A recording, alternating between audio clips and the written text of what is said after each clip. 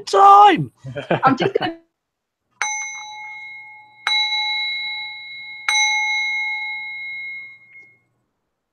Good evening, and welcome to the Way of Conscious Mindfulness, a weekly podcast and YouTube show discussing spirituality and science, balancing health and well-being with mind, body, and spirit, with a Daoist twist. The Tao means the way, the path, the balance. As you may have figured out, we are not the normal talk show. Each week we have either a subject or a guest. We have an awesome guest this week, and our aim is to have an open discussion and to help us all find new skills and find new ways to balance our own personal Tao.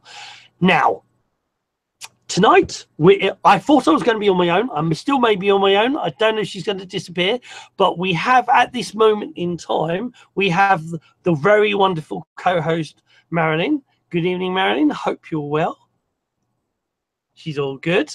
And then we have, as I said, we have a wonderful guest. And the guest tonight, as the show says, is the Way of Kevin Carton. Kevin's subjects tonight will be the power of written, help me out, the power of written vision. Thank you very much. Yes. I can't read my own writing. We're talking about me being professional, and there it goes out the window in the first 30 seconds. Also, trusting your own intuition, and finally, also creating what you love matters. Now, Kevin is a transformational coach, and that'll be another thing. There'll be many things we're going to be asking him about. So, firstly, good evening, Kevin. How are you doing? Good evening. I'm great. Excellent. I'm happy to be here. Awesome. Well, it's great to have you here. I will ask my first question, the ultimate question, the question I always ask. So the show is The Way of Kevin Carton. So, Kevin, what is your way? What is your Tao? So my way, it can be summed up by the third topic that you mentioned, that doing what you love and creating what you love, it matters. And so my way, the way I've been living my life since I was born, is continually working to live into what I would love in every aspect of my life. And so I can remember from being like a little kid that I always wanted to do what I wanted, what I would love to do, despite logic, despite reasoning, despite anyone telling me that I couldn't, and just continuously listening to myself of what I would love. And so my way is listening to myself. And it's also then the second point of listening to your intuition, which we'll get into. That's a whole nother topic, but really, truly my way is just doing what you love. That when you're doing what you love, you're in life's flow. And it's the most alive making way to live, I've found. It's so fun. And what I've learned over the past several years is that spirit, which is within all of us, loves fun. And so by living in this flow, then you become more of who you're meant to be. You have more deeper relationships. Your health is better just by doing what you love, and being happy it overflows in every area of your life. And so that is, I would say, like the very simple, like straightforward, like in a nutshell, my way is just doing what you love. And I actually added this on just like in the last week or two. I had this epiphany that, because sometimes there's situations where you can't do what you love, where like maybe circumstances, situations where things are not going your way. But what you can do in those moments is bring love into what you're doing. So you may not be loving what you're doing, like say, like if you have to take out the trash, you may not love that. However, you could bring love to what you're doing and think of all the reasons why that matters, of you doing that certain task or whatever it is in your life. So love can always be added into anything you're doing. But the main thing, the way, is just doing what you love as often as possible. And then when it's not possible in that moment, is bringing love into that. So you're constantly living in the flow of love, and you're bringing forth your best self. So summing it up, that's my way. Doing what you love. It's a pretty cool way. I find it really interesting how, you know, like you know, people search for the meaning of life, and it's like, isn't that it? You know, isn't it? You know, isn't the point of life to find what you enjoy and find ways of doing it as much as possible? The interesting of like you said about, you know, or when you can't, when you're doing things you don't love, but you know, is finding a joy in them.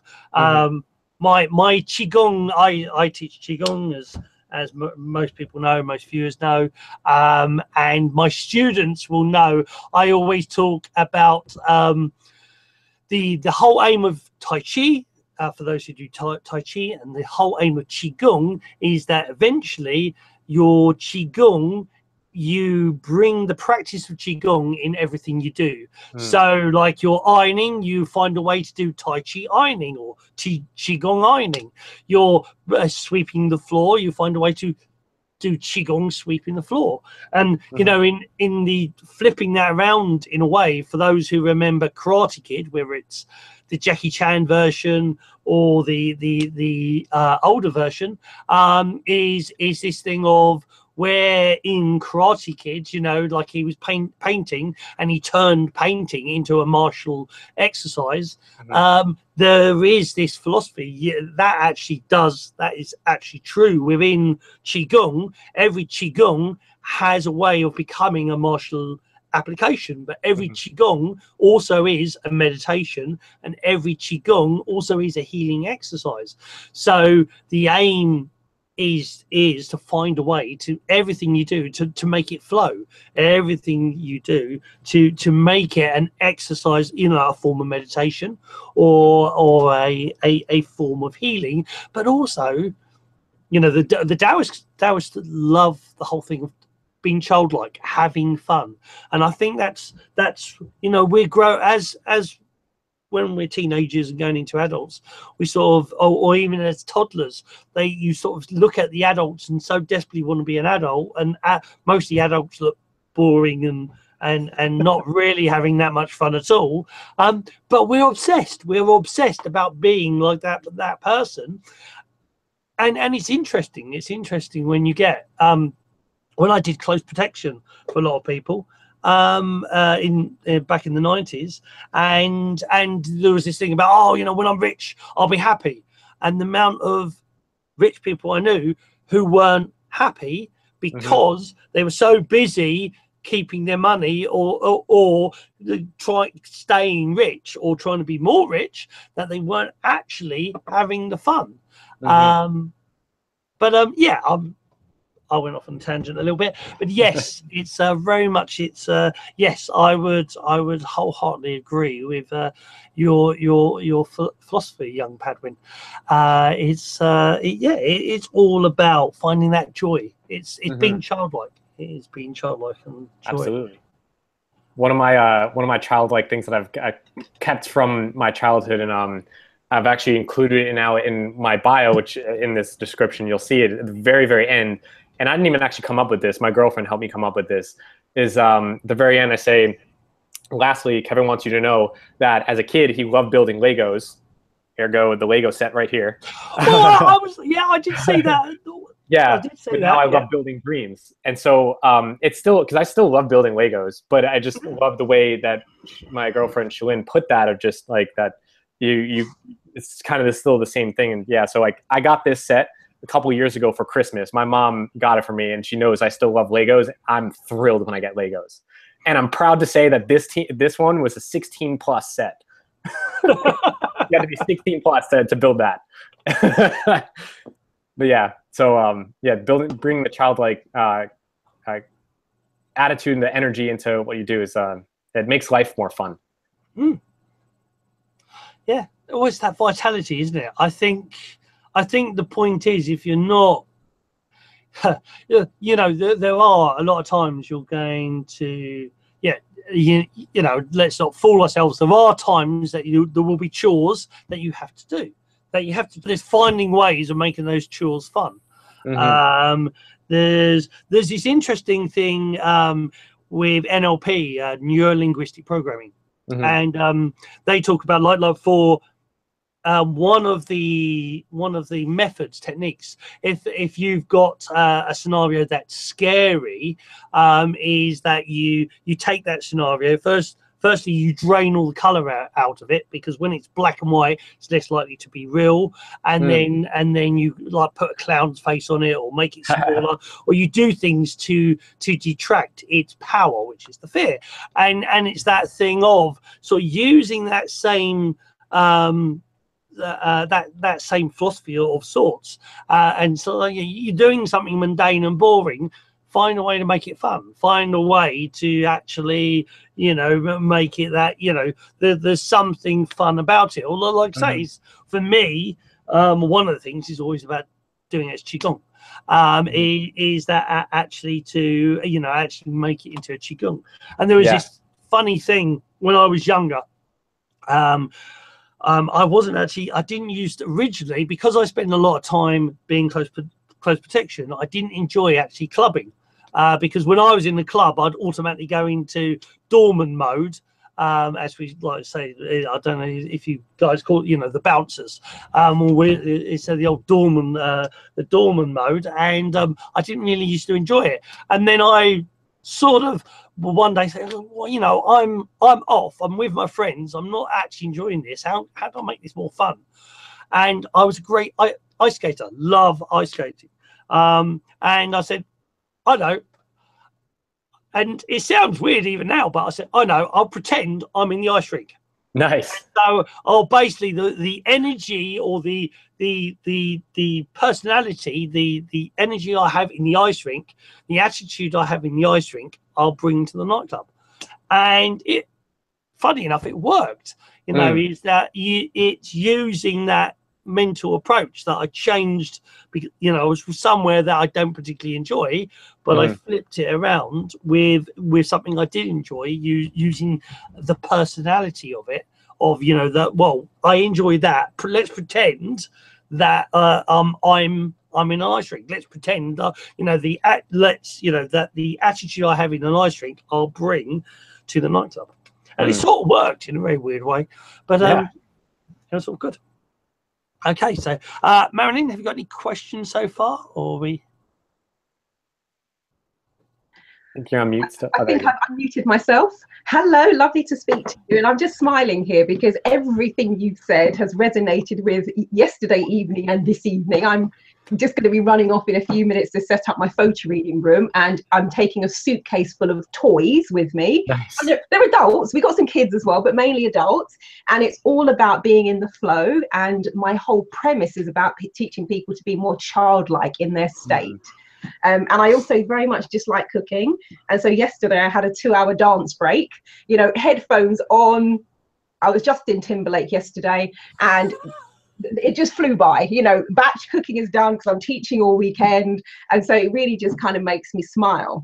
And I guess one of the questions that I've got, because there are many people out there who actually don't even know in terms of their life and in terms of being here on this planet, they're not even sure what it is they actually want to do. So in the work that you do, how do you help people to get clarity on, okay, I'm on this planet, I'm here, what's my thing? Yeah, that's a great question, because what I found is that about 50% of people, like if you just take a batch of people, about half of them have an idea of what they would love to do, whatever area of life that is, what they would love like more of, like their dream. And then 50% of the other 50% have no clue what they want. And so to those people, in the work that I do as a life coach, we start with just what you know for sure. So, because once you open up your mind to what you really would love in just one area, your mind goes to the frequency of the thoughts that are harmonious with, I would love this. In one area. So there's 4 areas of life that I work with. So it's health, relationships, vocation or your career, and then a combination of time and money freedom. And so most people, I mean, when you talk about like, what is my purpose here, that's usually in like the vocation area where people get confused. Like, I have no idea what I want to do in that way. And so we don't even start there. So by saying like, start with what you know for sure, you can ask about their health. Because, well, like, think about your health. Like, what would I love? You're not going to find someone who would be like, yeah, I would really love to be sick this week. You're not going to find that at all. And so when you start focusing on just what you would love in health, that's a starting point, because everyone wants great health. And so by starting getting a picture of what that would look like, of what I would love in my health, like I would love vitality, I'd love to wake rested, sleep well, my body is really healthy and strong, and using words that are positive rather than focusing on the negative, because some people then go like, oh, I would love to be free of pain. So that is actually focusing on the pain still, because you're using the word pain. And the example, because our mind thinks in pictures. So the example I can give is, so if I say to you, don't think of the Statue of Liberty. Don't think of her with her torch in the air. Don't think of her holding her book. Don't think of her, the island she's on. What are you thinking about? What are you seeing in your mind? The Statue of Liberty. And so when focusing on what you would love, you focus on the positive. I would love vitality and health and strength, rather than like, I'm free of pain. So again, focusing on just what you know for sure, then will open up your mind to more ideas that are congruent with that frequency, that feeling, tone of, yes, I would love that. And so that opens up. So it's a process though, of course. Like, you're not going to get it in an instant of like, what is like my life purpose. And so that's the beginning stages of it. And then it'll just start expanding from there, as long as you stay in that question and continuously ask yourself that. Because it's like buried deep in your mind, your subconscious, in your body. It's just, you got to continuously ask yourself these questions, so then you can become more clear, and it becomes easier over time. Because in the very beginning, if you've never asked yourself like, what would I really love?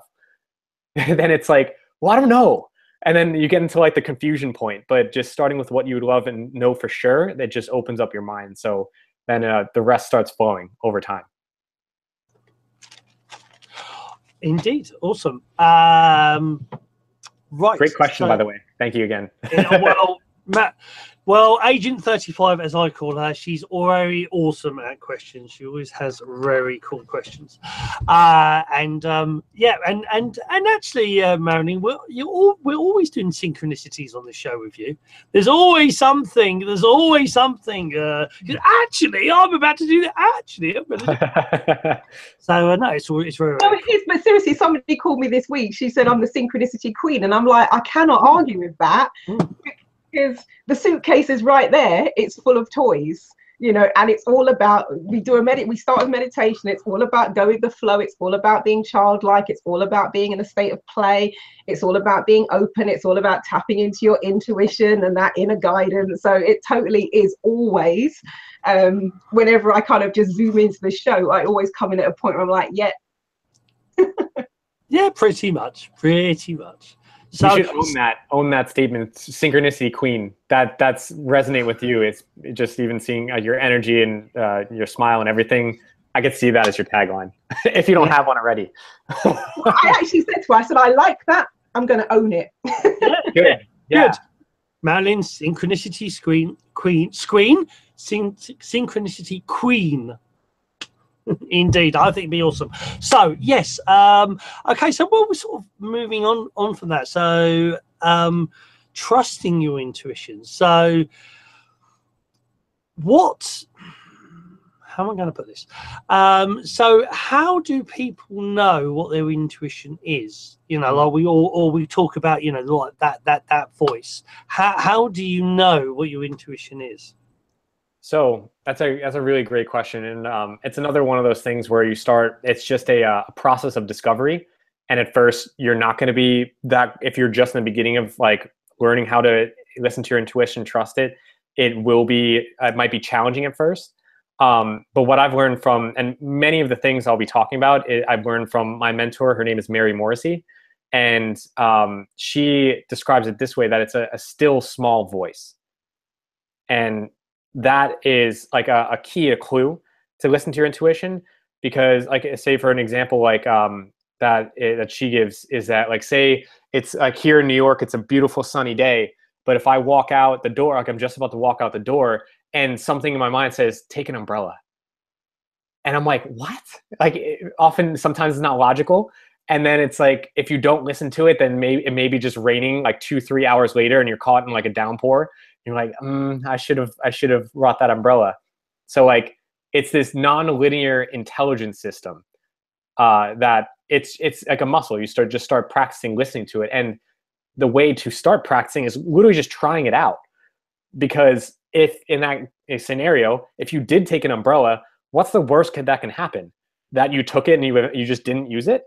But at least then you can be like, you know what? I'm proud of myself for listening to some like a part of myself that was like maybe intuitive in that scenario. But so yeah, just trying it out. And I say Mary says that it's a still small voice because often it's quiet. It's calm. It's never frantic. Like, oh my gosh, you need to do this. It's like, this would be a good idea, or you should try this out. Like, kind of like considering it's a curiosity kind of voice in your head. And as you listen to that more, it actually becomes as easy to notice and identify as like a best friend. Like, so say someone, you get a random call, like a number you have no idea, or if it's like blocked by like the, like it's just a private caller, and you pick up the phone and someone says like to me, like, hey, Kevin, and I know it's my mom, but I didn't know the number. That I know it because I've just built a relationship with her voice and knowing her voice over decades. And so it's the same with our intuition. When you start to hear voice in your head and the intuitive part of you, when you listen to it and then take action on it, whatever it said, and it comes out true, then you've just built another brick in the foundation of that relationship, and it becomes easier and easier and easier and easier to listen to. So it's another thing of just trying it out, like just starting and trusting yourself.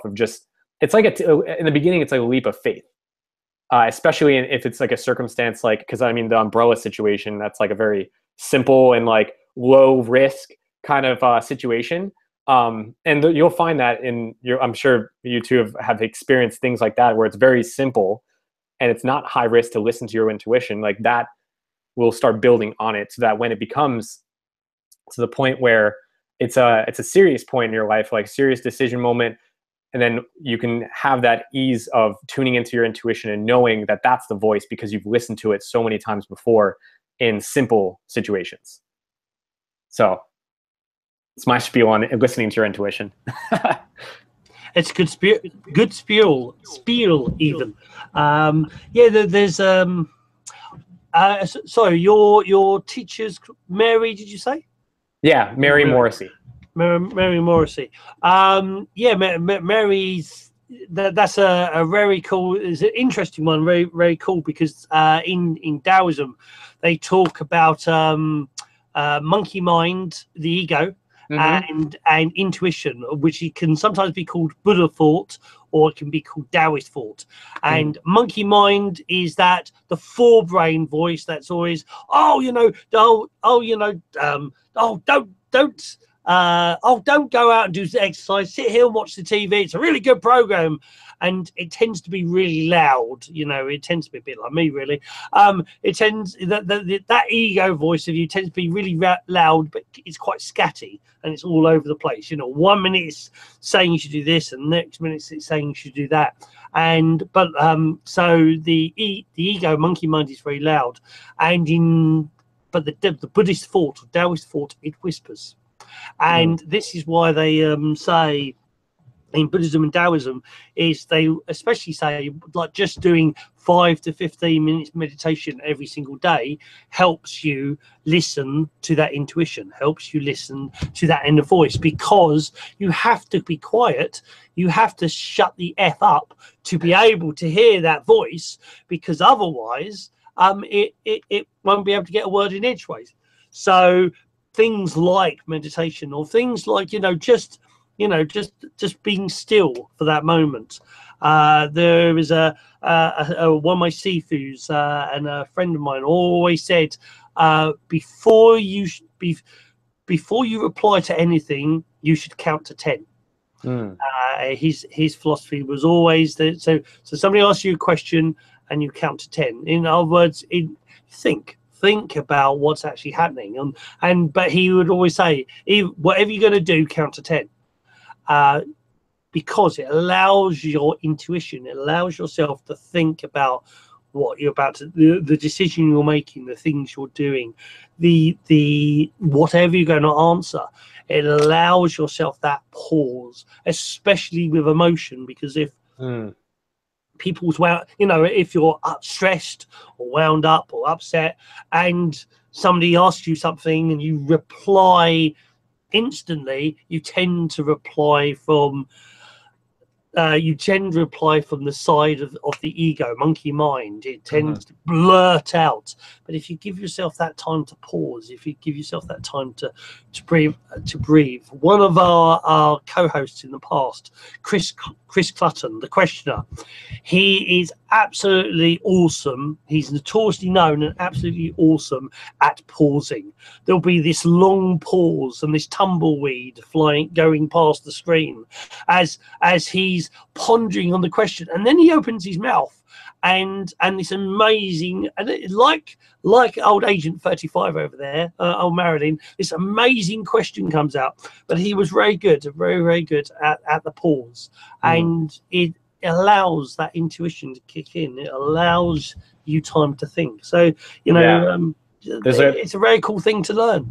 Yeah, and there's a quote that popped in my mind as you're sharing that, of like allowing yourself to pause. This is a paraphrase. I don't know word by word, but I'm pretty sure it's Gandhi who said that he called it the voice for an inspired insight, or the voice for truth. And he says that the voice for truth speaks to every one of us every moment of the day, and it's as loud as our willingness to listen. So we will hear it when we're willing to actually listen and look for it. And so that pause that you're talking about is the allowing for you to receive its message. So right on point. Indeed, there's a similar on the Eastern viewpoint, is that the universe is talking to you all the time. All you have to do is pay attention. Or as one of my teachers, one of my fellow martial art Qigong brothers of the past would say, is shut the F up. Is be quiet and listen, or pay attention. And yep, and that's that thing about intuition. It does, and it can come from inside here, wherever inside is. But also your intuition can also, you suddenly look and you'll see something that will trigger something. We could also call that Synchronicity Queen. We will also, but for me, that is part of your intuition. That's, that is that whispering voice. It will give you a clue. It will give you a hint. It will give you a sign. There's a great thing in sort of like more the modern day Taoism. There's a guy called Stephen Russell, who's the Barefoot Doctor, and one of the great things is that he will say, if there is a certain letters in a number plate that he sees, that will make him go, what was I thinking about? I must pay attention to that. I must, and focus on that. Mine actually tends to be the word Dao, either DAO or TAO. Every time I see that on a number plate, it's, hold up, right, where was I? Was I thinking? Right, let's focus on that. Maybe I need to pay more attention to what I was just about to do. And it's that interesting thing of paying attention to that voice, and paying attention to everything around you. Is that everything is talking to you all the time. You've just got to listen. So that means sometimes doing this. But hey, what do I know? So okay, we've sort of gone into it. Firstly, Marilyn, have you got any questions? Oh, great, wondrous questioner. Well, one thing I'm thinking about is, Kevin, you mentioned about vibration, and you said that thing about what do you know for sure. And for me, that reminds me of Oprah, where she she often says to people, what do you know for sure? And so in terms of the world, universe, vibration, however you would phrase it, in your line of work, is there something about the esoteric? Is there something about the mind? Is there something about intuition that you would say that you know for sure? Yeah. What I know for sure is that it's there. Because I've experienced it. That's evidence right there. And then also, I mean, I wouldn't say the majority of people I talk with, but like, I feel like everyone has a deep knowing or deep truth that it's there. So for sure. And your question was specifically about intuition or just in general? Yeah, I guess, I guess life, because there is, we live in a world where lots of the universe is almost unexplainable, where sometimes you look at things and go, what's going on? What sits behind that? Why did that happen? And it sometimes seems like the universe is a crazy random mess. And at other times it seems like it is divinely, coordinated and inspired. So I'm always interesting to go, okay, when we look at this thing called life, what do you know for sure? What do you know about the world? And what do you know about the universe? Yeah. Okay. Great question. And I'm going to get into some sciencey stuff here. So my past, before I was a life coach, I went to school for pharmacy, and I went that path because when I was in high school, my dad, he asked me some great questions. Number one, he was like, do you want to go to college? And when I was 16, 17, I was like, well, yeah, it's what everyone else is doing, so of course I'm going to do it. So then he was like, so what do you want to do? I had no idea. So then he asked me another great question of what do you like right now in school? And so I said, I love biology, chemistry, and math. So he gave me a whole list of different majors to go into that had that focus. And I saw pharmacy. I picked that because I did want to help people. Thought that was like one of the best ways. And also was the income. Like on the list of like income was like guaranteed 6 figures after getting your doctorate. So I was like, yeah, that's totally it. I'm set for life. And I only went through 4 out of the 6 years because that's around the time when I started changing my path and becoming more aware of like that I can create my own reality and do what I love. But I had such a great foundation of the science-based aspect of life, just from those studies. And so what I know for sure, and like I said, I'm going to go super scientific here. So, sifuboggie, you're talking about synchronicity with numbers and things. So I'm going to get into that too, because I like to marry those two of like the spiritual, like intuitive, like part of life, but then also it translates into the scientific part. And like, we're actually in a really awesome time in the universe, in this world right now, that both of these philosophies are coming together, and there's more bodies of work coming around that are saying that there is a convergence point and that it's all one, as Boggie, we talked about it right before this call. And so let's start granular. Everything in this universe is made up of some combination of protons, neutrons, and electrons. Some just numbers of those. And at that level, every proton is exactly the same. Every electron is exactly the same. Every neutron is exactly the same. And it's all made up of what quantum physicists know now as they call it like dancing filaments of light.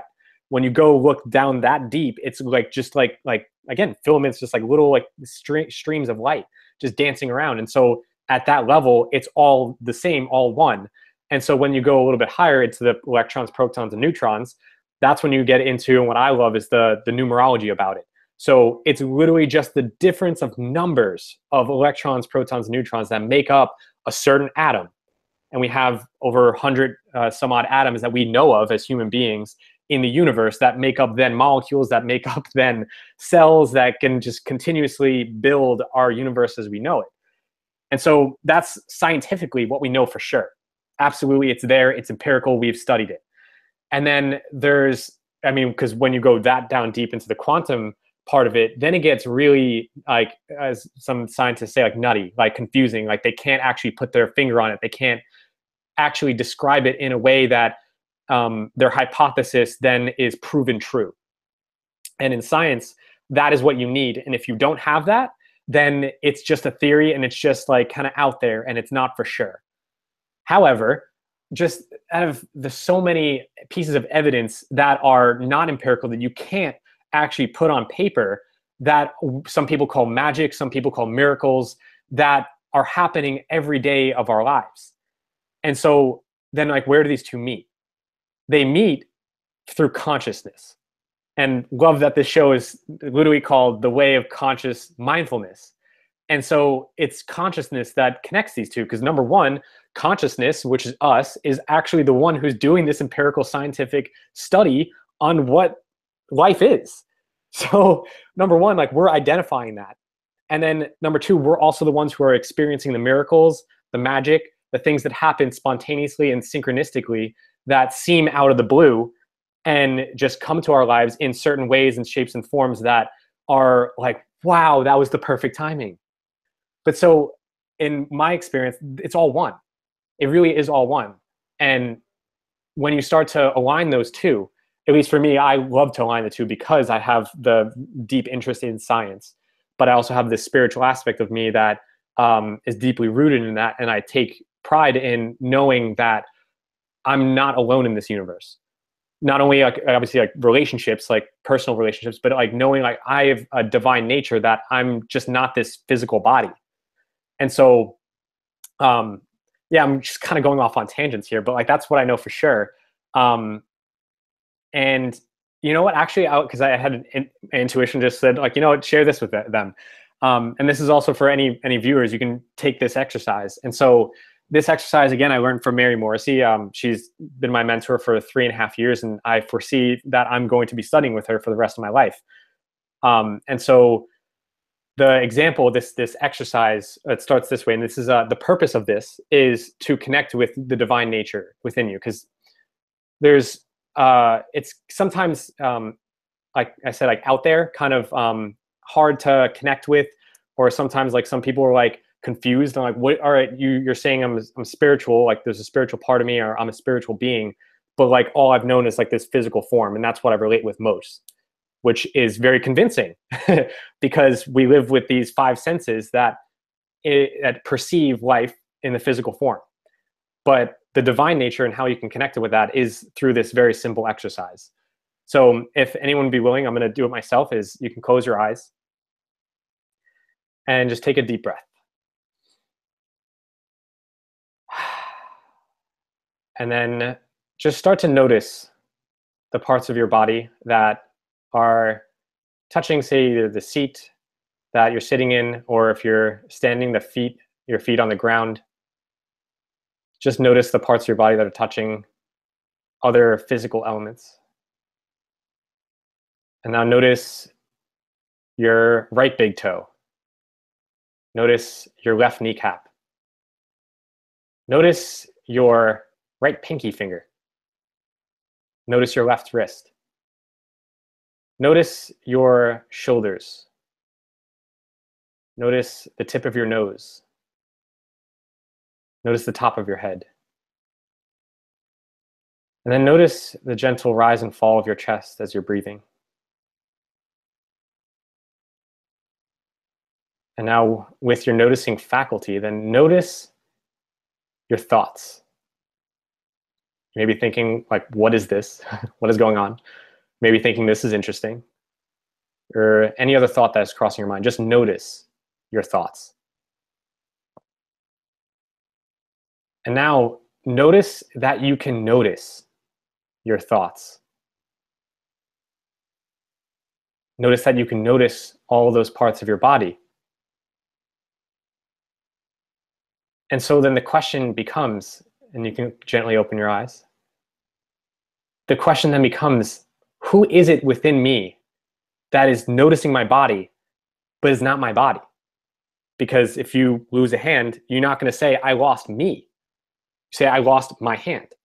So we have a body. We are not this body. And then also even more metaphysically, we have thoughts, but we're not our thoughts, because by just that exercise, you can notice that you can notice your thoughts. So it's another metacognition that's an upper level. And so then the only, at least for me, when I do that exercise and experience that, then the only, and going to the scientific realm of like, well, like by proof, like if this happened and this happened, then that must mean this. So if we're not our body, if we're not our thoughts, then we must be something that is non-physical.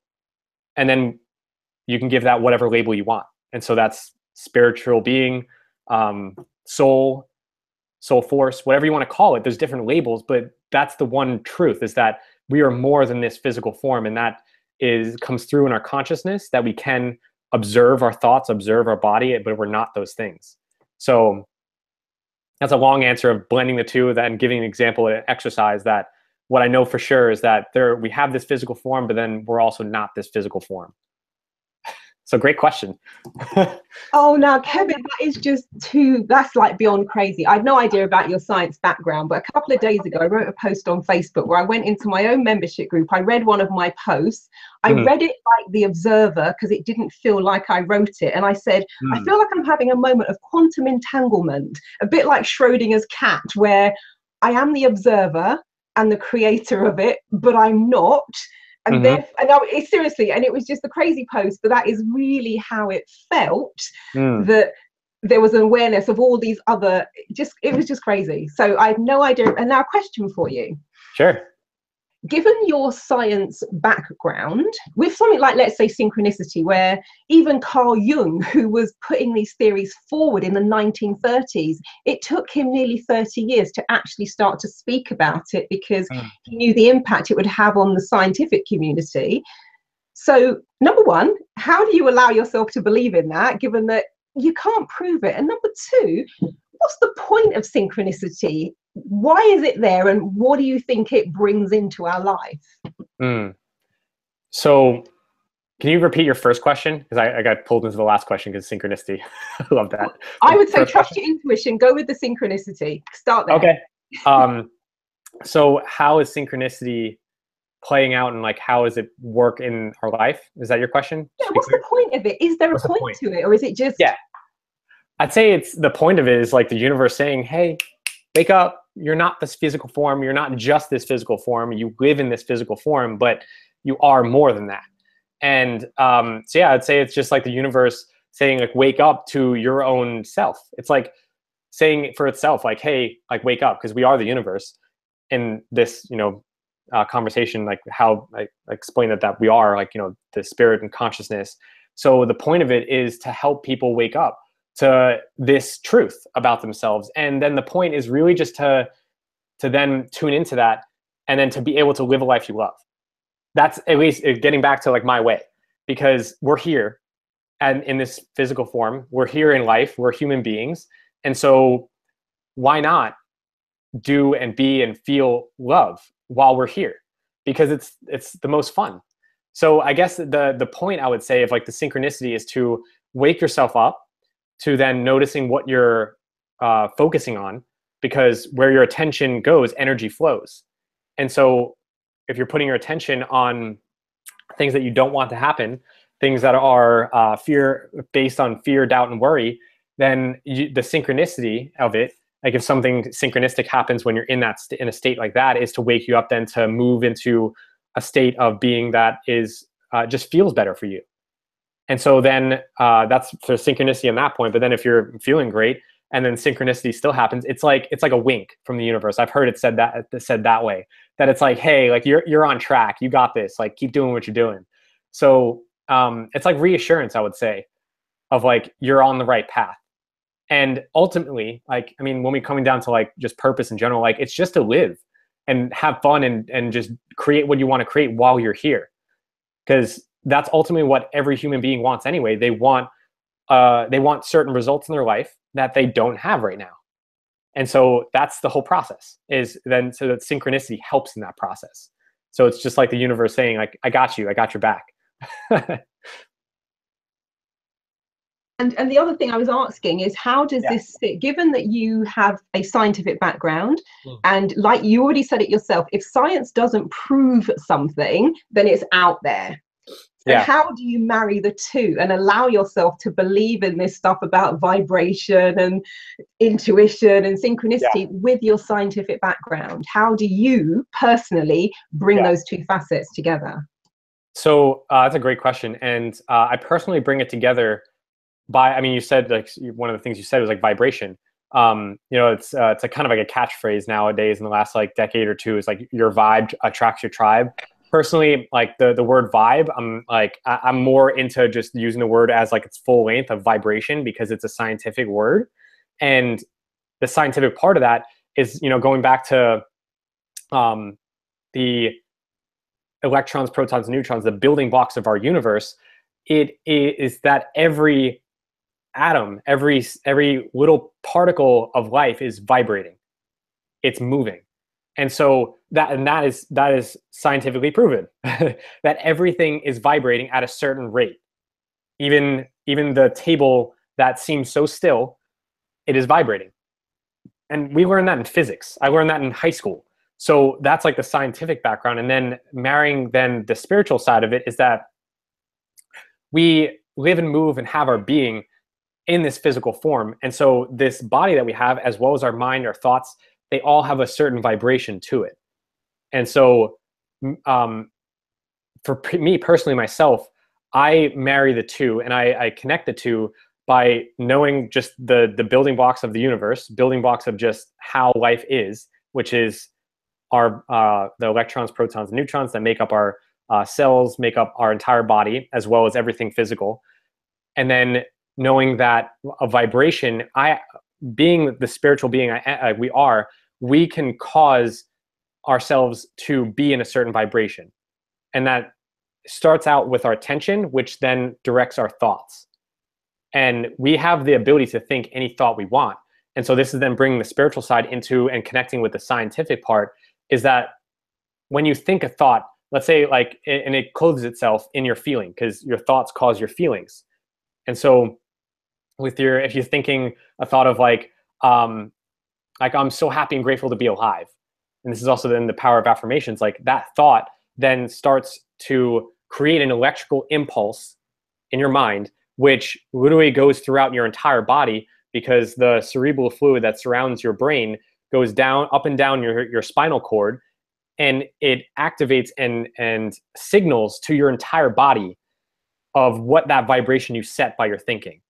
And so that spiritual side of you, that you could choose whatever thought you want, you could choose where your attention is, you can choose where your focus is, and noticing what you're noticing, then it dictates your vibration, it dictates how you're being in the world.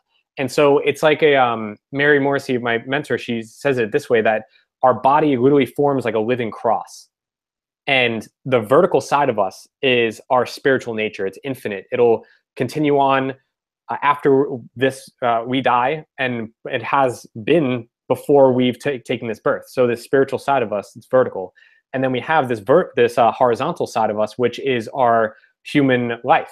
And so I'm going to see if I can get this right here on the camera, because I know I'm flipped. So like all the way out here, or here, wherever it is, like the beginning of our life, that's when we were born. We took our first breath. And then all the way out in invisible ink, there is our death date. And so we have this crossing point where we're totally divine, we're totally spiritual by nature, and it comes through in us in the present moment, and we're being that. And by choosing our thoughts, choosing our what we're noticing, what we're focusing on, it then dictates the vibration that we live in through our body. So that's how I use it on a daily basis, and how I know like it connects the two. So like I'm deeply rooted in the scientific part about it, and which is actually like the very beginning, like a touch point, like when we do talk about the first point of this, at least the title of this, which is the power of a written vision. Then it dictates then how you're being. And so yeah, so that's, I would say, like in a nutshell, like that. So great question again, because it's really important to connect the two, because often there's a disconnect between like the scientific and then the spiritual.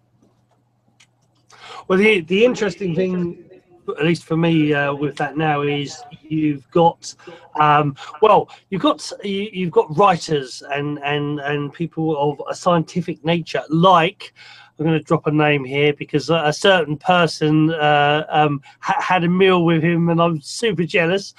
Greg Braden, a great writer, a great scientist. He has studied many of the things that we're talking about. And there's this, you know, this whole thing of you know, in actual fact, for at least, I think it's actually at least 10-15 years unofficially, science has known that everything is interconnected. We talk about we are all one, and they actually know that there is this interconnection. They've done these experiments where they've split a particle and put it into, I'm sure Kevin knows of this one. They split a particle and separated it, I think it was about 14 miles, and they tickled, was their terminology. They tickled one side and the other side reacted, and it was, in essence, it was the same particle. And that goes to the theory of, technically, if the Big Bang was to have happened, everything originally was, all matter was no bigger than the size of a pea, and so as it exploded outwards, all that matter originally was all one. Therefore, everything is all interconnected. Therefore, when you send a thought, when you're sending out these intentions, you're sending them out into the universe. There's another one. There is a guy called David Wilcox, does a show on Gaia called Wisdom Teachings. The two scientists I've forgotten, funny enough, I think they're Czech. The two scientists who it was coming back from around about 10-15 years ago, and they're basically finding that within the fabric of the universe itself, they are finding sacred geometry. And the actual fact of the interesting one always for me, from my background, because I love quantum physics, absolutely love quantum physics, as well as love spirituality, which makes me a really annoying person, because when somebody says oh, scientists haven't proved that, well, actually, there's this, and this. My dyslexia, I always forget, but give me a minute, I'll send you the links. And normally they disappear. I normally end up annoying people, which is a shame. But anyway, we digress. So yes, in these two scientists, they actually found what it was 1/4 of a geometry shape, but that shape actually looks like the 1/4 of a Merkaba or Merkaba, which is a tetrastahedron. And yeah, so there's, I mean, that's probably a different show altogether, but yes, when you were saying about this convergence between science and spirituality, and there's this, I grew up in I spent a lot of time on and off through many years going to China and learning the Daoist way, and I've always called Taoism as a spiritual science. They went on for years. They went on, well, for centuries. They've gone on about the circles and symbols that are actually indicating about black holes. They were talking about black holes. They were talking about quantum entanglement. They were talking about the multiverse theory. They gave it different names, but when you take the actual information and then you bring, like, say, for example, like quarks and go, hold up, that's what what? And yeah, there's all this very interesting stuff. And Taoism isn't the only philosophy that's done this. It's also funny in because my teachers were very much I had to study anatomy and physiology. I had to study theology, so I studied religions, studied philosophy. I've studied many different things because of this ultimate thing of Taoism is everything you learn enhances and improves everything else you do. So yes, so where you were saying about this convergence in science is this really cool thing we are at, where when you look at the ancient philosophies and you now have, especially in quantum physics, you have the information that's telling you that actually this means this, and actually this means this. And there was a couple of Russians about I think it was about 20 years ago that created a machine called the bioelectrical meter. You obviously about 10 years, a decade before, you had I always forget his name, but is it Crillian, Dr. Crillian, the Crillian camera, which basically read auras, and then these guys, these Russians, created this biometric reader, and it was seeing these energy channels in the body, and they were, really getting, really excited about these energy channels that they were finding within the body, and how they related to certain organs and certain things, and there was a bunch of Chinese sitting in the background saying, "Oh, these energy channels you're talking about, it's really interesting. Do they look like this?" And they picked up they picked up the meridians. They had a map of the meridians, basically saying, "Yeah, we figured that out 2,000 years ago." But this is what I love about science. Science is when you were getting the haters, you're getting the negative people that were saying, "Oh, there's no proof about that." Well, actually, there is. Boom, here it is. Boom, here it is. Boom, here it is. And yeah, it's right. And now I've gone off a tangent. So all good. I love the tangents.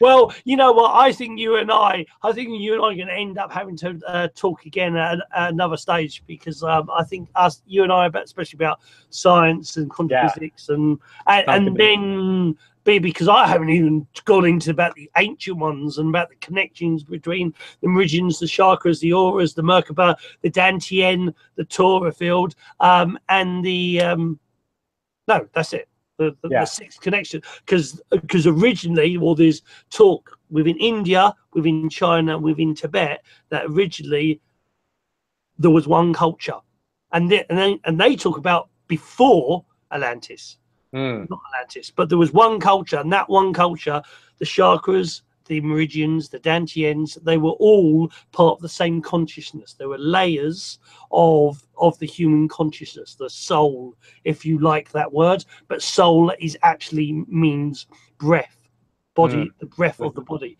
So I prefer consciousness. And your consciousness is made up of these 5 layers, and the 6th layer that binds them are the dantians, which are physical vitality, emotional vitality, and inspirational spiritual vitality. But again, I'm going off on a tangent, so I will pull myself back. And before, I'm assuming Marilyn may be going soon, do you have a final question, or do you have to go soon? Well, I'm laughing again because this is on my desk. I don't know if you'll be able to see it, but it's a map of the body. And it's all about the nerves and the and everything that you've just been talking about, because I'm running a health workshop soon, so I've been getting into that. But the question I have then, because I'm very old school, this thing is my greatest tool. It's a pen. It's very old fashioned. Here, always next to my desk, is a notepad. And I actually still also have an old school diary. And I have got an electronic calendar. I type a lot, but I still love the written word. And when I run my coaching groups, I sometimes even send people a journal and say, write it in your journal. Get a lovely pen, get a journal that kinesthetically feels good to you. So Kevin, let's just hear then from your perspective, given that everything now is on tablets, we're swiping, we're pressing and holding, why do you think the written word still has power? Why is it still important? That's a beautiful question. I'm like you, I'm old school in that way. I think we actually might have the same journal, not the journal, but the notebook. Is it black and red? Yeah. Yes. I noticed it. I was like, that looks interesting. It looks very similar. So the power of it, I mean, for one, it's your own, it's like your own, I mean, kind of a funny way of saying it, but your signature, because I mean, there's only one way of actually writing your own signature is by writing it by hand. And the difference between that, I would say, is like, it's physical. Like, I mean, here's just like a note card I wrote. Like it's your own handwriting. You get to, there's something aesthetically pleasing about it when you notice that it's your handwriting. It's unique to you. Whereas when you're typing or writing on your tablet or anything like that, it's not unique. Even if you have like a stylus, it's something that because that could be erased easily and you'll never see it again, and it's not like documented, it's not printed there. Whereas here, the only way to really get rid of it is if you burn it. And so this, I'd say it's like another, like the power of writing it down, like writing anything down rather than typing is, it's number one, you get to see your own thoughts in physical form that is impressed into this physical form by you and you alone. And it's not needed by like any other technology. And it's, I mean, there's, it's unique. I would say it's like the simplest way, but also then there's brain science to it, which I love. And the reason to write down any ideas you have is because when you imagine an idea, you have a thought, or you're thinking about just like something you'd love to create or anything, it's in your right brain. It's the imaginative side of your brain. It's the right hemisphere. And then when you put your pen to paper, there is the left side of your brain, the left hemisphere, that is activated as well. And so then you create a brain coherence where then your entire brain is working in whatever idea that you're putting down. And so that in and of itself will then attract to you what you're writing down, or amplify what you're writing. So then it's clear, not only on paper, but also in your mind. And then it's something that it'll never go away. Or I wouldn't say never, because again, like I said, you can burn it, but I mean, it won't go away if you hold it close. And why we have, you know, journals and notebooks, because then it's like a documentation of like all of the things that you've just had on your mind. And so I'm right there with you. Like the journal, like writing things down is so much more powerful than just typing. Because again, then typing is like it's like a disconnect. I would say that it's a disconnect between what the real idea is and then it's seeing it in a physical form, because it's like when it's digital, it's out there. It's not right in front of you. Because if you put it on a tablet, put it on your computer, it's in this operating system that does save it. However, it also can be literally anywhere else in the world or even in the universe. Because like if you think about, like if you send an email, that email literally is ever present everywhere in the entire universe. And it's only that you have a certain like address that it lands and actually stays and someone receives it. And so like writing things on the computer technologically, I think it's like it's dispersing your energy. Whereas when you're writing it on paper, it's right there and you can see it, and it's not going anywhere unless you physically mail it. So right, I'm with you. I love writing down things on pen and paper. There's this whole thing as well of the scribing, to scribe, you know, is to write it down. Is that the I'm trying to remember if there was a, I think they may have been Russian as well, but there was actually a sign. They was doing a thing about paper and about the vibrations in paper, and that they were actually picking up the intentions or the feelings that were actually embedded within the particles of the paper. Now there was this experiment. I'm trying to remember the full experiment, but they found that the difference between a plain piece of paper and paper that had been written on, that there was a vibration. The frequency of the paper was actually different. That there was actually a vibrational frequency, which was always been this thing about the written word, and to write things down is like a spell casting, is to activate that thing. And it is that thing of writing things down is a way of sealing it. And as you said, it's about the using both the left and the right side of the brain, is that activation of activating the brain and scribing things, creating that spell, creating those words that are there for, as you said, there until you burn them. But even technically they're still there. Mm-hmm. I love that you put the frequency and the energy is on the paper then too. That's really interesting. I actually have never heard of that. And like one last thing about like the written word is that no one could ever copy your font. You can copy fonts online, but not here, not on paper. Yeah, if you can copy my font, good luck. Yeah, well, I'll give you a medal if you can copy my font. Yes, it's yeah, it is very, it's in actual fact, I did a reflexology course, and my the reflexologist, when I was doing all my case studies, they said your handwriting is worse than a doctor's, and I say, boy, that's impressive.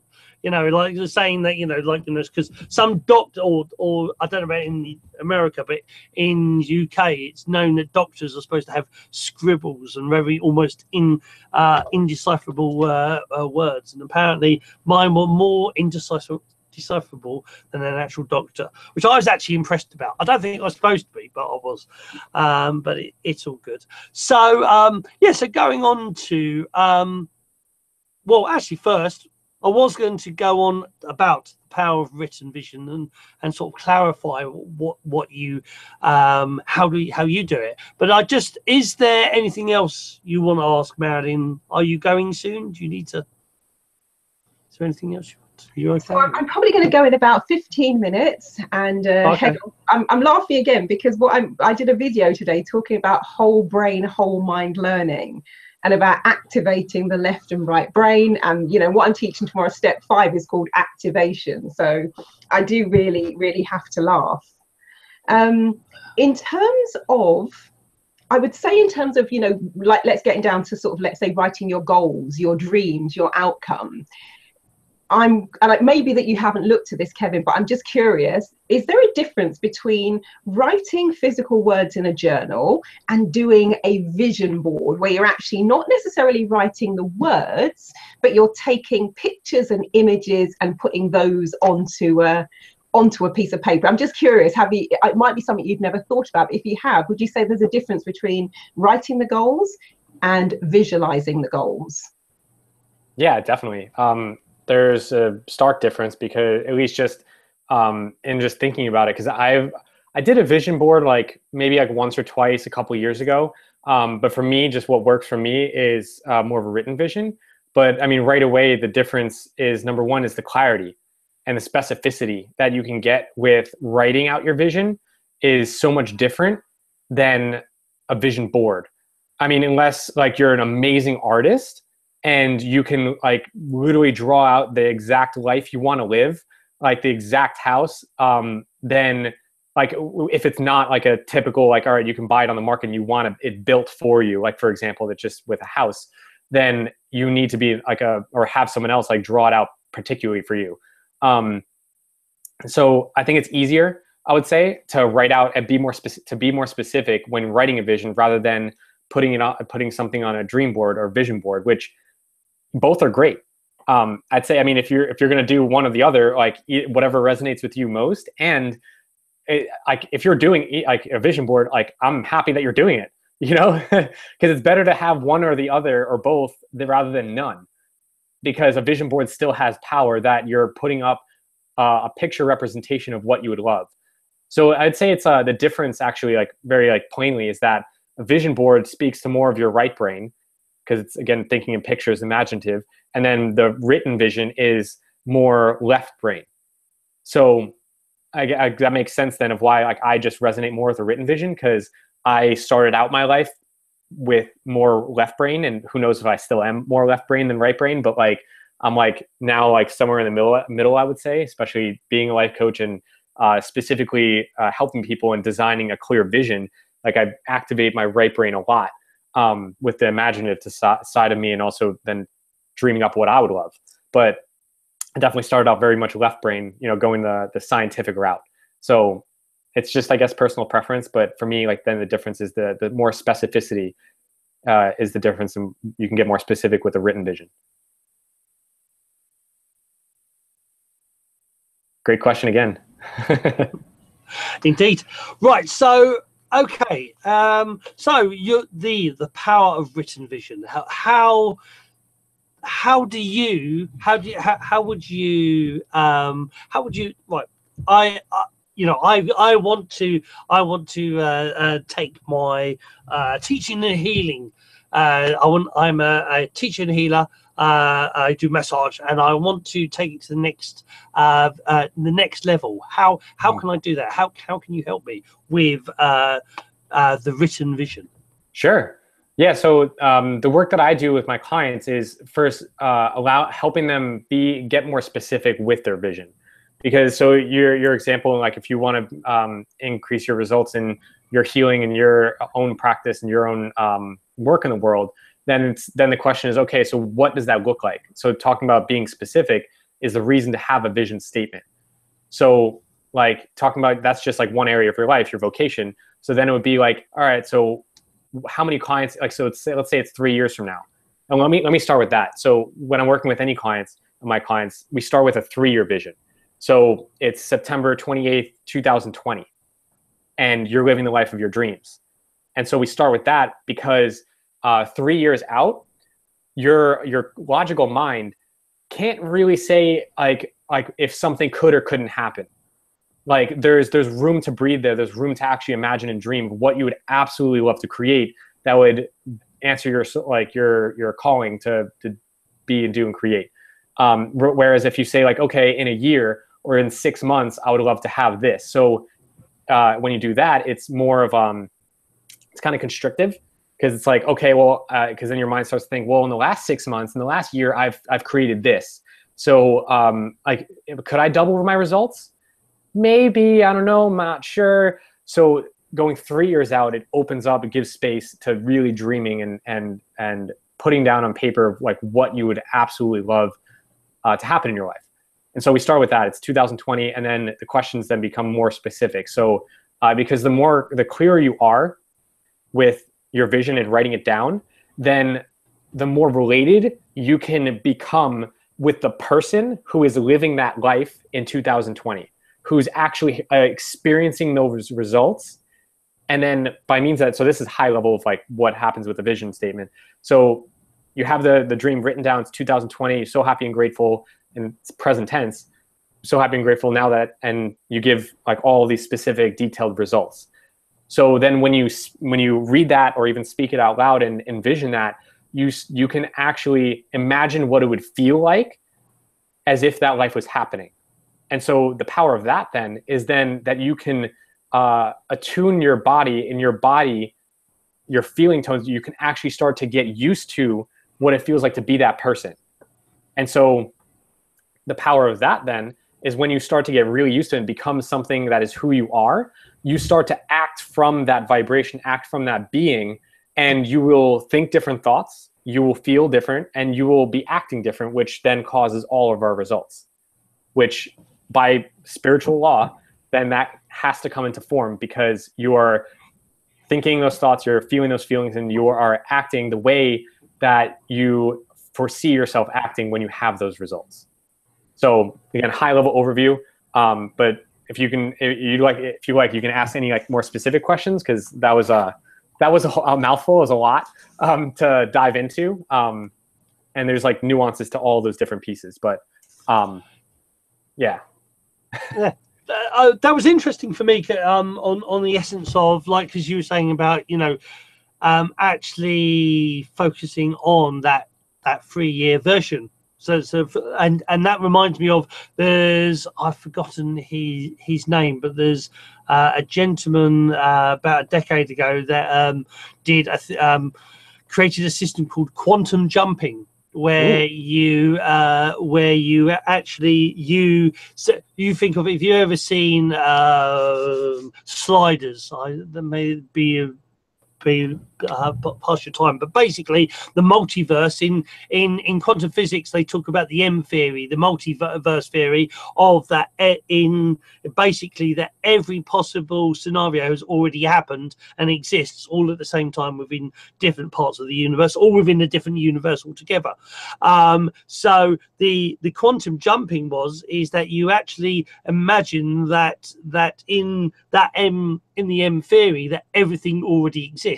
So there is a version of you already successful in that thing that you want to do. So if you could step through the reality, step through and quantum jump from that version to that reality, you could then merge that person and or ask that person questions, gain information from that person. And I mean, is that where you're sort of heading towards, or is that giving you an idea to do yourself? But because when you said that, that's what that reminded me of, which is this thing called quantum jumping.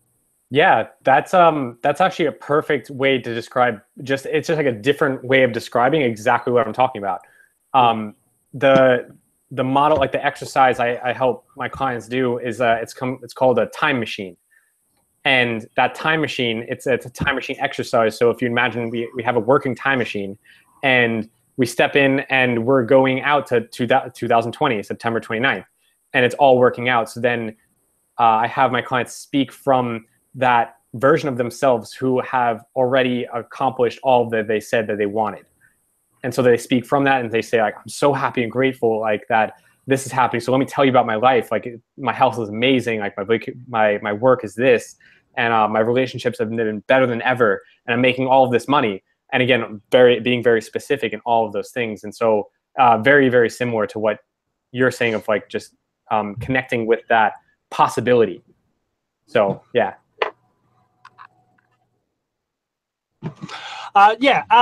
Right. So, okay. Right. What we're going to do is we're just going to take a little break of sorts.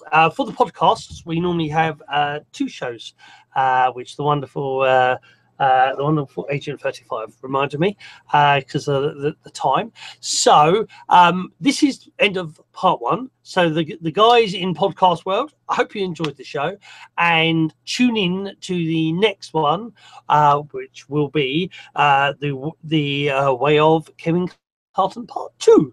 So take care. Bye from now from the wonderful wonderful Marilyn. Say bye. She says. Thank you, and lovely to speak to you all. And goodbye for now from Kevin. Bye for now. Yeah, tune into the next show. So, and goodbye for me. So take care. Bye for now from the Way of Conscious Mindfulness.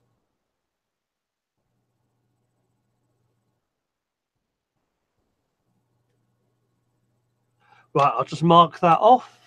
9:19. Thank you. I forgot. I was probably going to keep going, Marilyn, but no. Now you reminded me. I'll cut it off anyway, and then we'll just start this one up. So it's just Perfect. A straight jump straight in. But you've got to go soon, haven't you, Marilyn?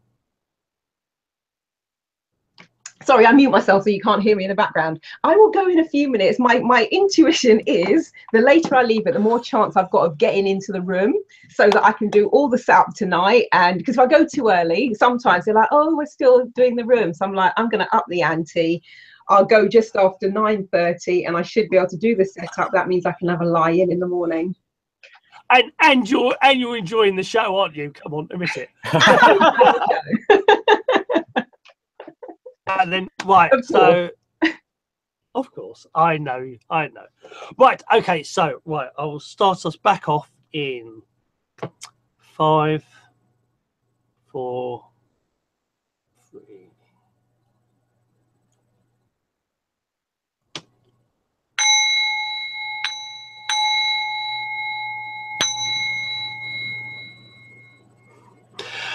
Hello, and welcome back to the Way of Kevin Carton part 2.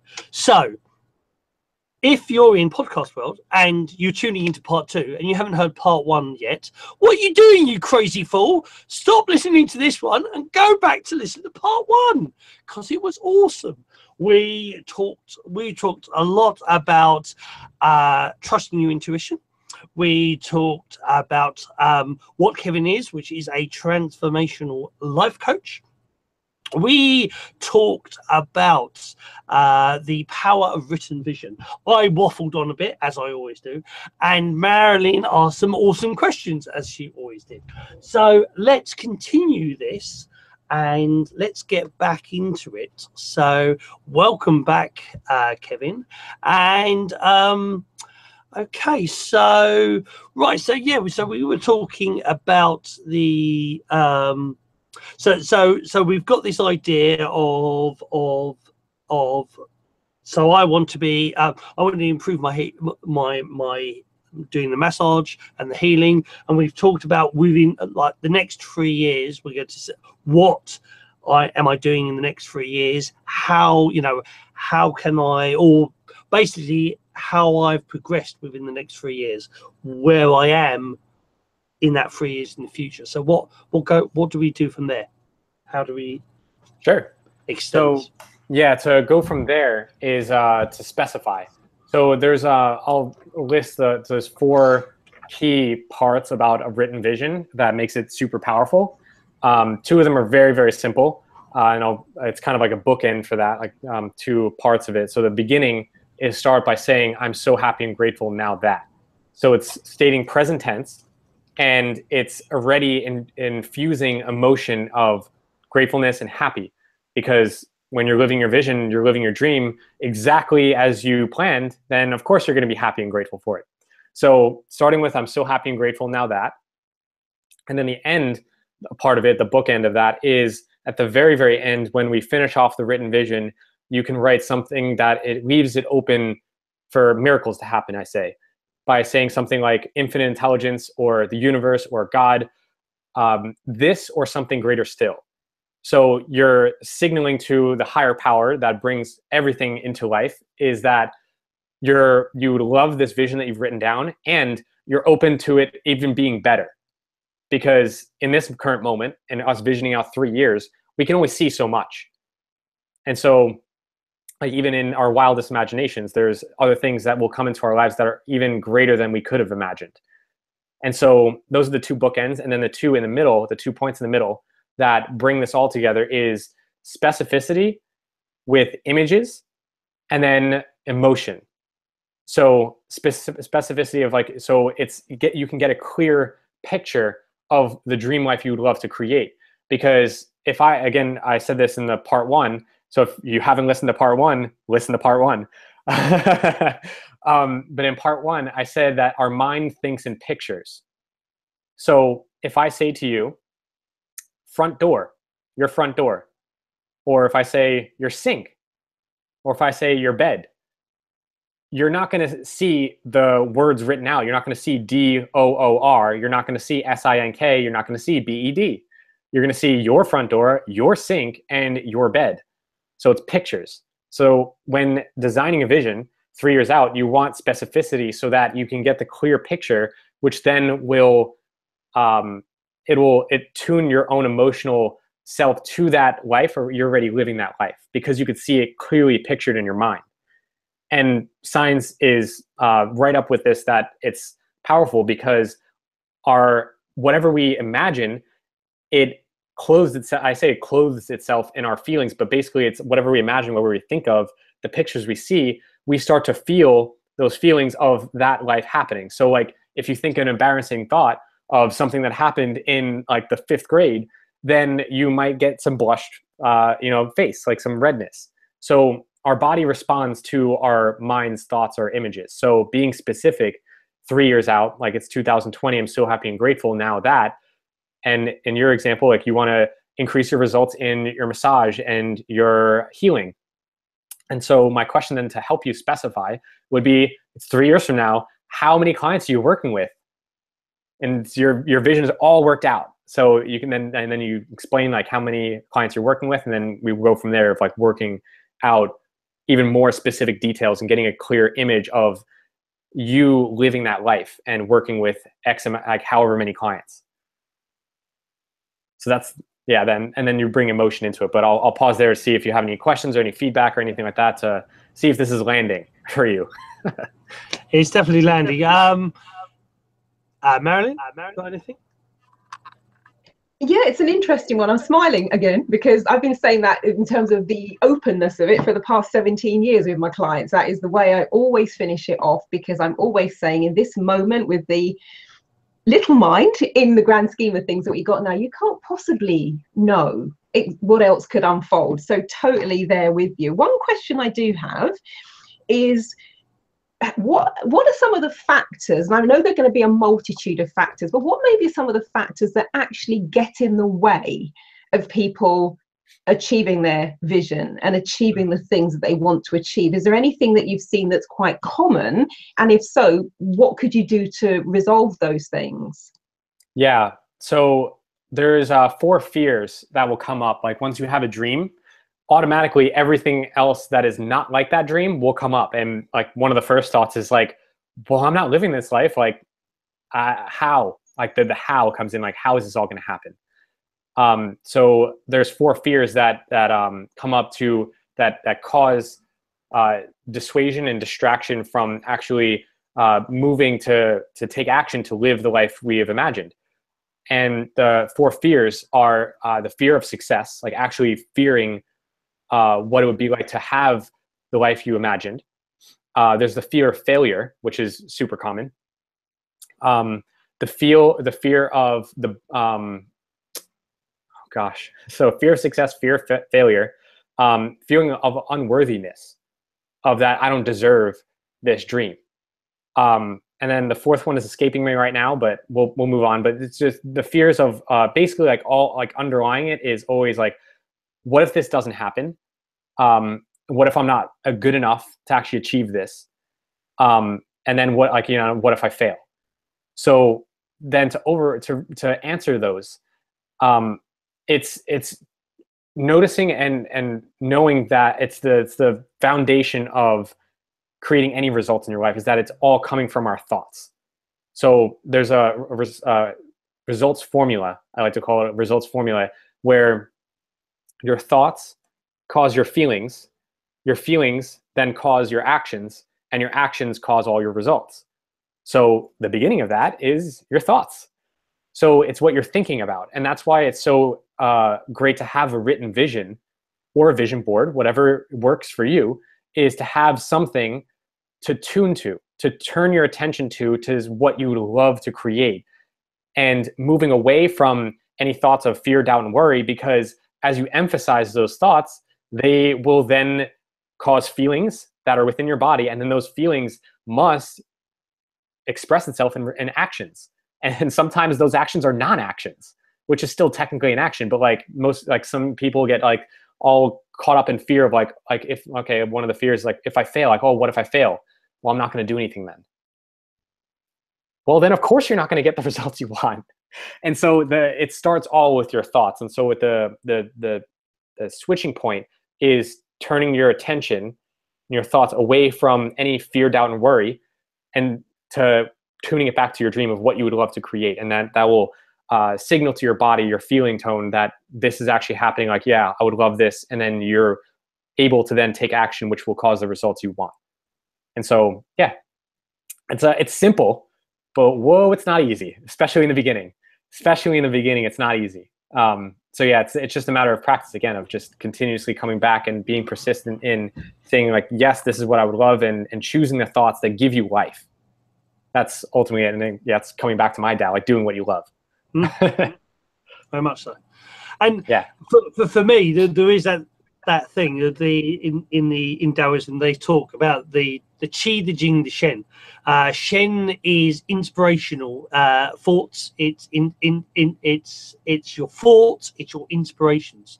Your Jing is the main Jing is feelings.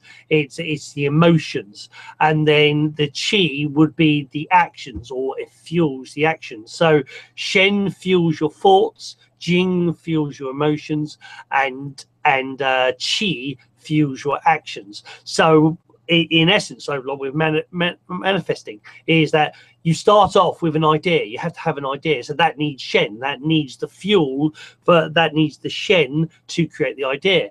Then that idea needs to have feeling behind it, because if you don't want to do it, it will just be one of the 10,000 thoughts that flutter through your head every single day. Is it 10,000? Actually, I think they say 60,000 thoughts that you have in a day. It's a lot. It's a lot. Whatever it is, it's a lot.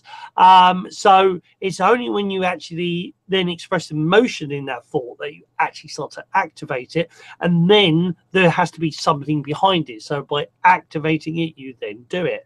And there's this interesting thing you were sort of saying about you know, like visioning things and or getting the motion behind it to activate them.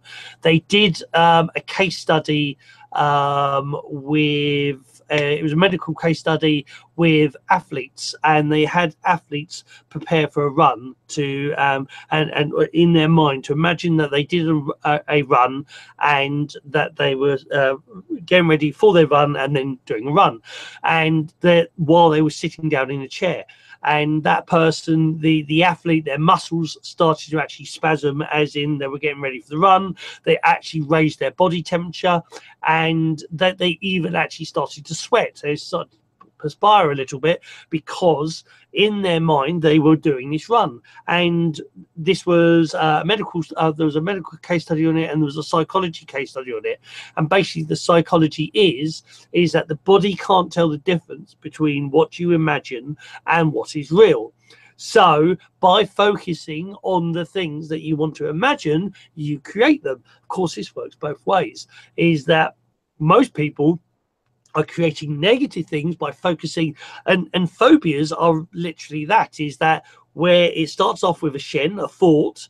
You know, you think of spiders. For a lot of people, spiders doesn't mean anything. But for some people, where there's a phobia, that thought of a spider initiates fear. That fear then initiates a physical response within the body. So a phobia is showing you how a manifestation can work. It's showing you the flip side. So the way you need to reverse engineer that to get rid of phobias.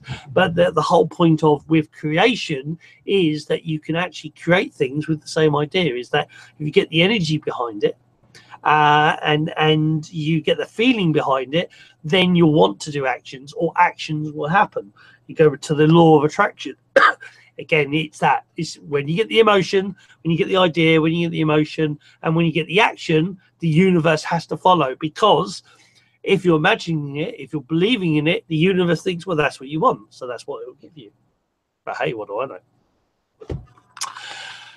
So, okay, right. So, is there another step? Is there another step onto that, Kevin?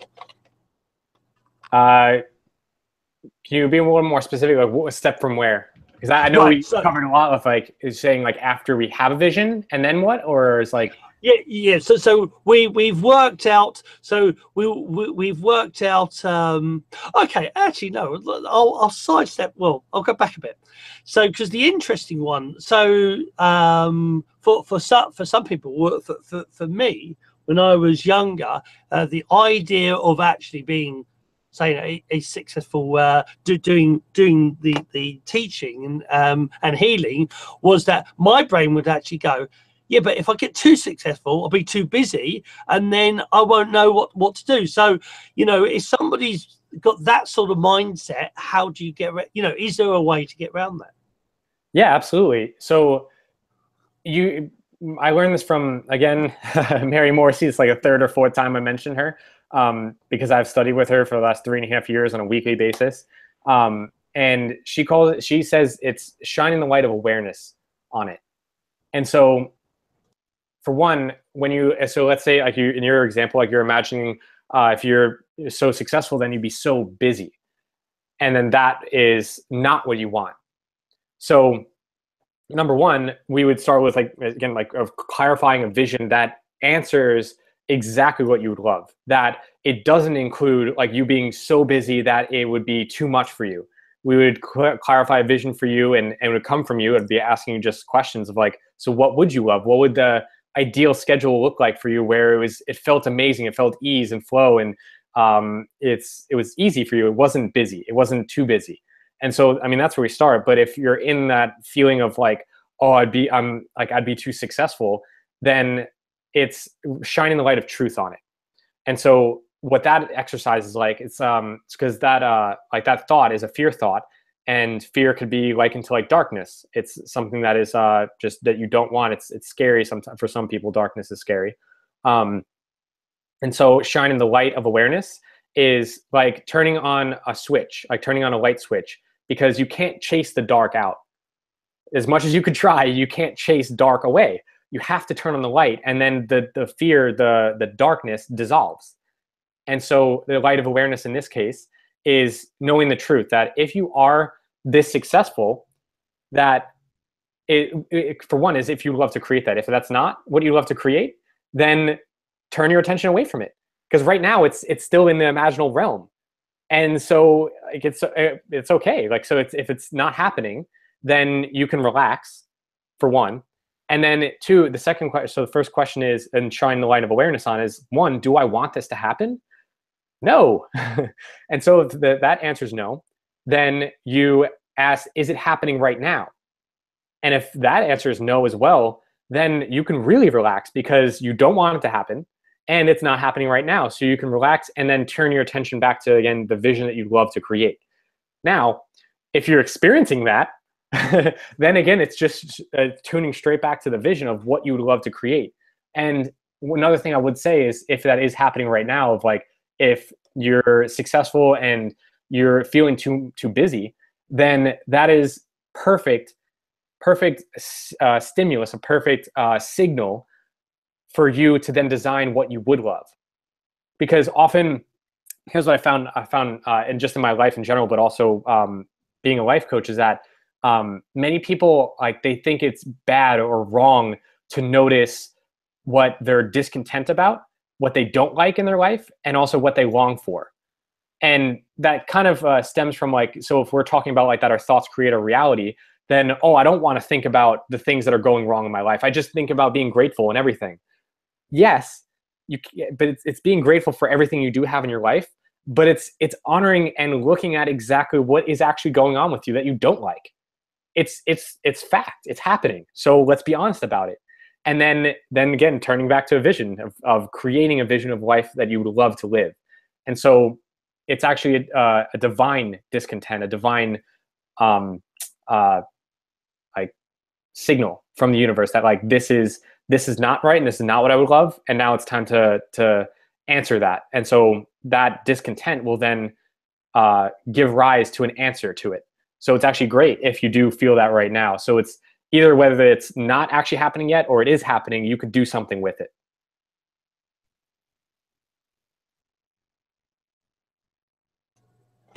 So, Marilyn, do you have to go? It's half past. Yeah, so it'd probably be my final question for the evening. Number one, I've just got to say, we talked about it in part one. The Lego thing, very impressive. Thank you. And if you don't know what we're talking about, go back and watch part one. Now, one thing I have been kind of having lots of conversations about recently is what I've been calling the art of patience, where you've put your vision out there, you put your goal out there, you've said what you want, oh my goodness, nothing is happening. And so I would be really interested to know, what sort of things are you doing, both in yourself and your own life, because it sounds a bit like you're maybe a little bit like me, that your life is kind of a living experiment as well, a living observation. So what kind of things have helped you in those moments and in those times where things don't appear to be working out? And also, what sort of things have maybe helped your clients when they experience that as well, particularly if they've put something for 3 years into the future, 2.5 years down the line, it's like, what's happening? Like nothing. So really would love to hear just some thoughts about that. Yeah. So personally for myself, when I put a vision out there, like I have it written down, I'm taking the steps, because that's important, because if you're not taking the steps, then don't expect the outcome, taking the action.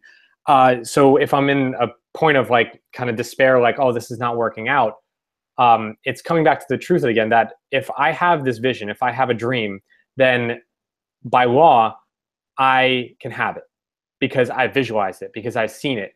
And that means that I can create that in my life and manifest that. And that just comes from a confidence that these laws of the universe work. And I've built that confidence over time after studying. Over studying just, all of these books that I have back here that basically say all the same thing in just a different way. And so it's knowing the truth. So being confident in the truth that if I have this vision, then it has to by law come into being if I love it that enough. In some other cases, if it's not coming to being, then I take a look and see, well, is this actually really what I would love? Because if it's not something that you're entirely passionate about, you really have a desire to create in your life, then there's not enough fuel, I would say, to actually manifest that. And so it's a self-inquiry that I do. And because it's not like I don't get down on myself. It's not like I don't experience any unpleasant emotions, because I'm human. So just like everyone else, there's times where I have fear, doubt, and worry in my mind, and I actually am not aware enough to turn my attention away from that. And I start going in like a downward spiral of believing that. And so the moments that I just recognize, like, wait a minute, okay, I'm emphasizing that. So let's again, what I shared with sifuboggie is just shining the light of truth on it. Is this happening right now? And then if it's no, then do I want it to happen? Then no. But so then that was a little bit of a tangent, but getting back to then like of what do I do if like I feel like I'm doing all I can, it's not happening yet, is there's another law. I love laws because because they're unchanging and they're true all the time. And so there's something called the law of gestation. So this is like the simplest example is the gestation period of a child being born. We know that it's somewhere around 9 months. So there is also a gestation period for our dream.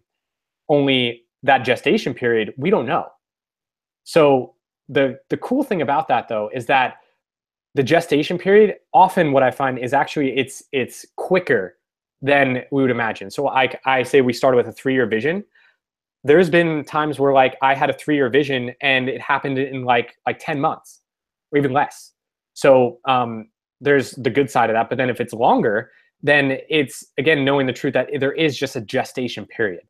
So the steps-wise process that I go through is noticing if this is actually something I do want to create, checking in if I am taking the right, not the right action, but also just action steps every day to manifesting this. Because if you don't actually if you aren't moving in the direction of your dream and endeavoring to live the life you've imagined, as Ralph Waldo Emerson would say, or Henry David Thoreau, sorry, they both work together.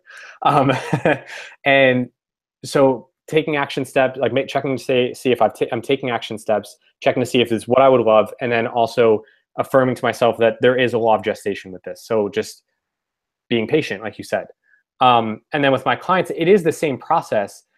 And it's just a little different because many of my clients are like just in the beginning phases of this work where they had to say like a spiritual awakening. It's been like a year or two, and I've read some books, watched some videos. They know that there's these laws of the universe. They're not really sure like how it all works. They've seen some miracles happen in their life, but they don't know that there's, or at least if they even know that there is actually laws that can bring into reality their dream. They may not know specifically how to work with them on a consistent basis. So that's what I help them with. And so it is, the process is similar. And it's really the thing I bring with them right away.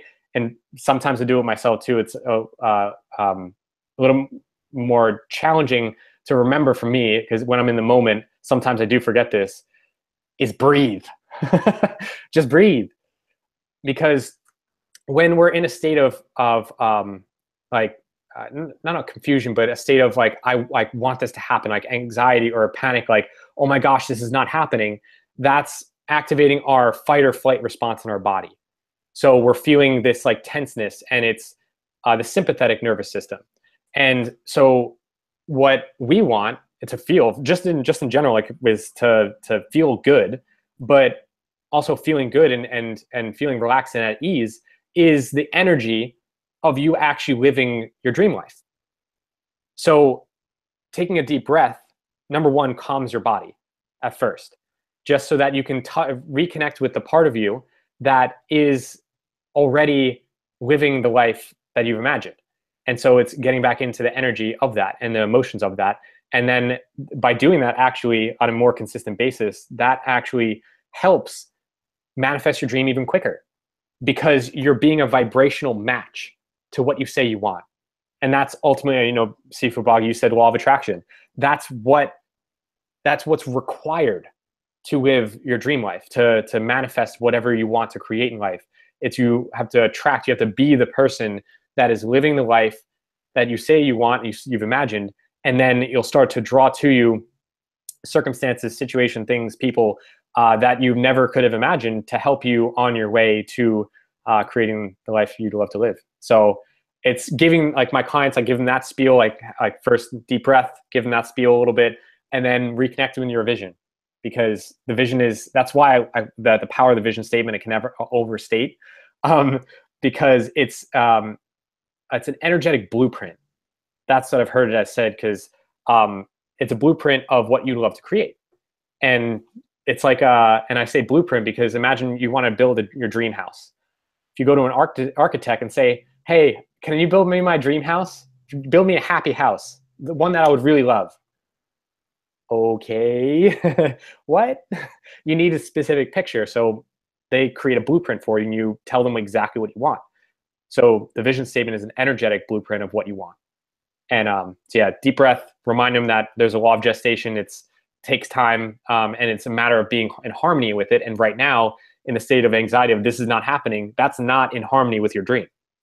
And so then reconnecting with the vision. Well, thank you so much. It's been wonderful to speak to you both. Welcome. I'm going to go and get this photo reading show on the road, but it's been an absolute pleasure. I've loved every minute of it and really fascinating to kind of hear everything that you've had to share. So thank you. You're welcome, and thank you. I thought I was going to have to tell you off, Marilyn, and say, go to your room, go and tidy up your room, go and put all the toys in their place. So I thought I was going to have to send you off, but yeah, it was great to see you as always, Marilyn. See you again soon. See you in the next show. So you take care. Great meeting you, Marilyn. Bye bye. So continuing this, okay, so I dare ask the question. So you mentioned these universal laws. Would you actually like to say what they are? Sure. There's here, I'll actually pull a book. It's called Working with the Law. So, I mean, there's like, it depends on who you talk with. And they'll say like there's, I mean, like 13, 20, whatever, like there's laws of the universe. I mean, like one of them is the law of gravity. That's one of them. But that's like not the specific kind of what we're talking about here. Law of gravity just keeps us grounded, literally. But so this book right here, it's called Working with the Law by Raymond Hollywell. And I found this book, or rather I was introduced to this book by, go figure, Mary Morrissey. She studied with the author of this book, Raymond Hollywell, for 2 years in the 1970s. And he's, I'm pretty sure he was a New Thought minister or a Unity minister, somewhere in the United States. And so he wrote this book on working with the law and the laws that he writes in here. So the law of thinking, the law of supply, the law of attraction, which we've mentioned, and which most people know about as a law of the universe, as, you know, in getting this realm, that's like an introduction, I would say. The law of receiving, law of increase, law of compensation, law of non-resistance, law of forgiveness, law of sacrifice, law of obedience, and law of success. So these are just some. Like there's some that like, again, there's, like I said, there's like, it could be like 20 or whatever, because I've also heard there's like a law of vibration. So it's kind of a catchphrase, I would say, like law of something. You know, it's just basically saying like there's this truth that's unchanging about this. So there's probably dozens of others that maybe I'm not even aware of, at least by labeling terms. But for the most part, this is a pretty comprehensive list in working with the law. So. And are there many that you're using in your practice as your transformation life coach? Are there set ones that you're would say, maybe not necessarily religiously using, but like our goalposts or set signs? Absolutely. So so the process that I bring all my clients through is called the Dream Builder Program. It's a 90-day process, and within it is many of these laws. And so in the process is, there's 3 phases, 3 main phases. Well, technically 4, but I'll tell you about the 4th one and why it's kind of like a technical one. So, because it's happening throughout. But so the first phase is building. I'm sorry, building. I'm already getting into like, let's manifest your dream. Let's take action. So the first phase is blueprinting. As I said before, the vision statement is an energetic blueprint. So blueprinting, where we're creating a vision. Yeah. Second phase is bridging, where you are tuning to the frequency of your dream already realized so that you can feel the feeling as if it's already happening. And then the third phase is building, which is taking action. And then throughout all of this is becoming. So that's the fourth phase, but it's throughout, because throughout this entire process, you are becoming more of the person who is living your dream life. And so within those phases, in the first phase, there's the law of specificity. We talked a little bit about it when creating your vision and being specific. And the law in that is that when it's like you ask and you shall receive. So being super specific about what you want then draws to you exactly what you say you want. That's like very abridged version of it. So I can, give you a comprehensive list of like all the laws that I do work with. So law of specificity. Then the law of vibration is in the bridging phase, because you have to tune your vibration, your feeling tone, because vibration is just your conscious awareness of the vibration you are in. And so law of vibration is tuning the vibration, your feeling tone, to the frequency, the feeling of your dream already realized. And so that's also encompassing the law of forgiveness, because you need to forgive certain things that has happened in your past, whether that was something you did or something you didn't do, or something that someone else did to you, or something that someone else didn't do that you expected, and releasing all of this resentment and energy that is not in harmony with your dream. So that's the law of forgiveness, letting go, and working with the law, that's the law of sacrifice. So again, it's just changing of labels, but so letting go of certain things that aren't serving you and aren't in harmony with your dream. And then let's see, because in the building phase, let's see if there's one in here that law of attraction is I'll talk about the law of attraction in that, because law of attraction is kind of within all three of these phases that I work with my client in blueprinting, bridging, and building. And the law of attraction, many people think that it's just like, oh, if I just imagine what I want, then I'm going to have it. And especially in this book, Raymond Hollywell has a great explanation of what the law of attraction really is, which is there's 2 to 3 parts, where you have to know exactly what you want, and you then have to expect it. You have to expect that it's going to happen. So that energy, again, going back with the law of vibration, so that you're feeling as if it's actually going to happen. That it's like, yes, absolutely. Like, of course this is going to happen. So it's expectation. And then the third part about it, which some leave it out, some keep it in, is the desire. Having the burning desire to actually achieve and have whatever you say you want. So it's the knowing what you want, expecting it, and having a strong desire for it. And so that then I kind of include in the building phase, because when you have that strong desire for it and you know what you want and you're expecting it, then the action steps easily follow, and you know exactly what to do to then manifest what you would love to create. So those are like, so just like in a nutshell, some of the laws I work with my clients. And because that's, or it's interesting for me on the desire and then what, and but like believing you deserve it, believing it's yours, is that there is this thing in the manifestation in sort of the Daoist concept, is actually that it's already there. You actually focus on it as it's all now because this is this interesting thing for me. On that, for some people, they would struggle possibly with the idea of it's already there. It's already there. I just have to go into that. I just have to walk into that phase or walk into that dimension. But the actually saying, well, it's mine. I deserve it. It's mine to have. Would, for some people, they would resonate with that more. If and so it's this interesting concept because it is, like I said, the Daoist, and it's this little bit like of this quantum jumping. No, I still can't remember his name. The guy who done the quantum jumping is this thing is that in quantum physics, everything is happening all at once, and everything exists, and therefore, if everything exists, that means there is a world where sifuboggie actually became a painter. I'm painting portraits, and the other one where I actually carried on and continued as a professional ice hockey player, and so on and so forth.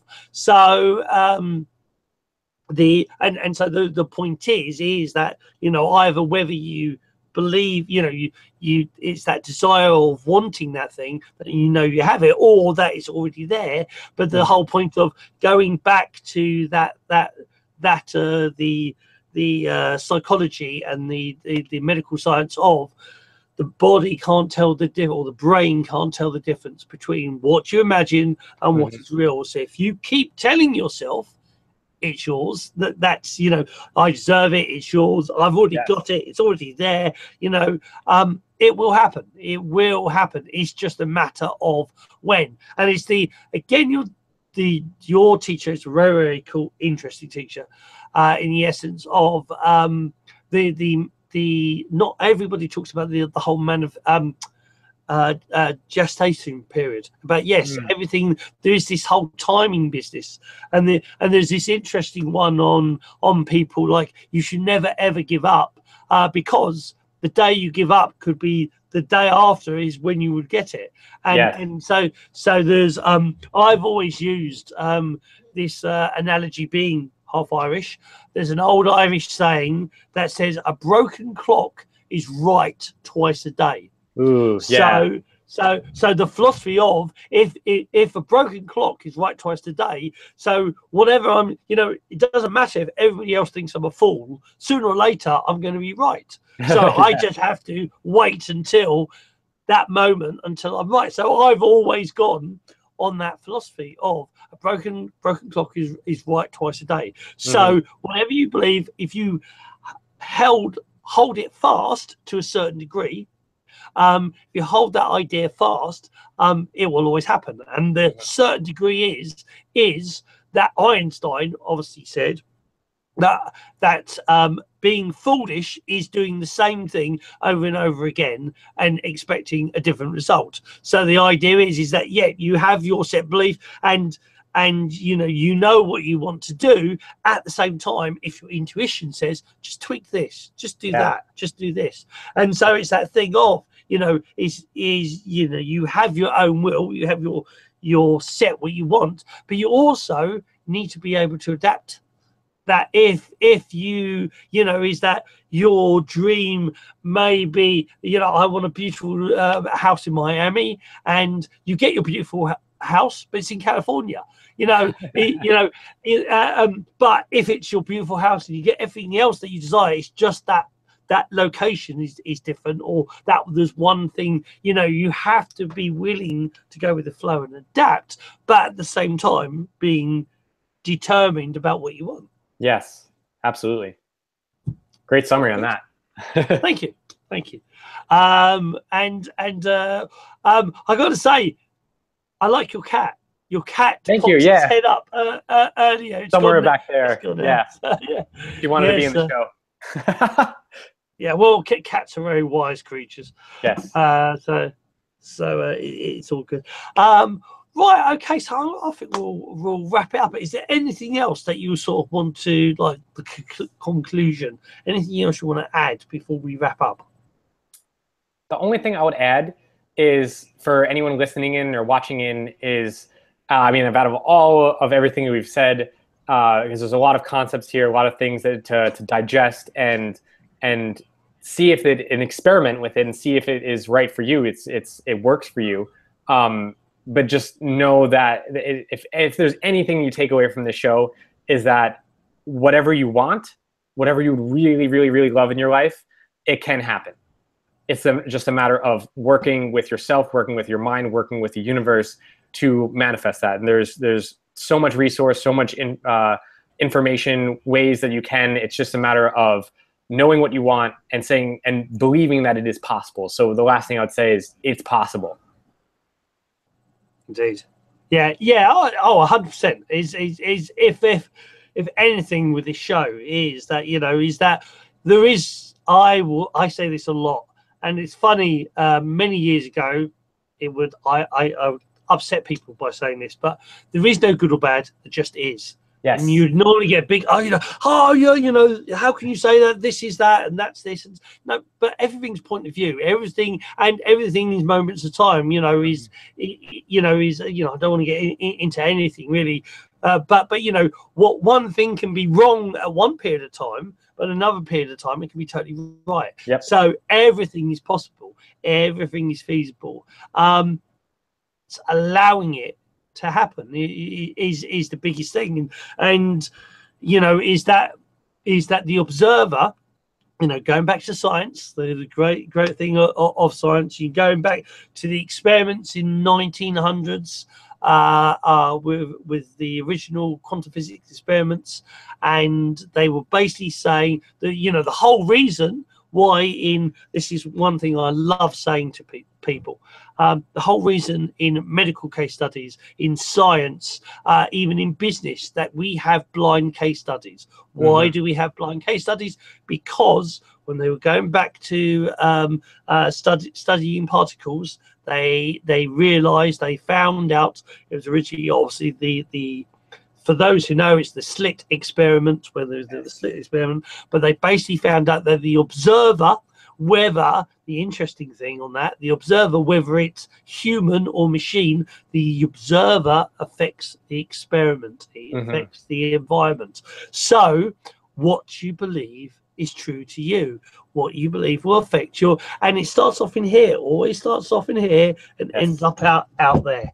But it's the whole point of is that, so if you think whatever you believe is true, and also a broken clock is right twice a day, that sooner or later, if you keep positive and you keep focusing on what you want, and that cool little thing you said about also, wasn't it, daily actions, about doing, you need to do something for that every single day, doing something. It's like for the show, every single day I'm putting it somewhere, I'm doing something for the show, I'm doing something to get it out there every single day.